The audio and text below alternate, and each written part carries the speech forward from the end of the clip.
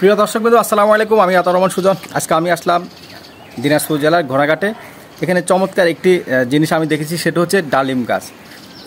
আমি পথ দিয়ে যাচ্ছিলাম, যাওয়ার পথে আমি দেখলাম যে একটি বাড়িতে একটি গাছ আছে, ডালিম গাছ। সেই ডালিম গাছে প্রচুর পরিমাণে ডালিম ধরেছে।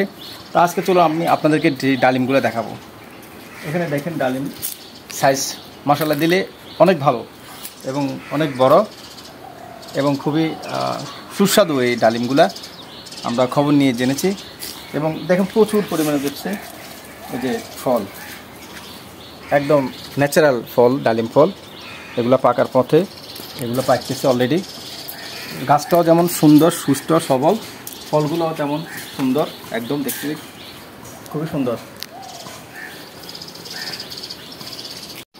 ডালিম ফল দেখতে তো লোভ লাগতেছে, লোভনীয় ফল এটি ডালিম ফল। প্রচুর পরিমাণে ডালিম আমরা দেখতেছি, অনেক সুন্দর। প্রতিটা ডালিম সুন্দর,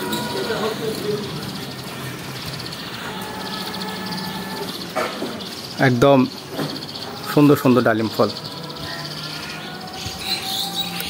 আমরা ডালিম ফুল দেখতেছি, ফুল হচ্ছে সুন্দর, একদম পুরা গাছেও অনেক ডালিম। ওয়াও, অনেক সুন্দর ডালিম।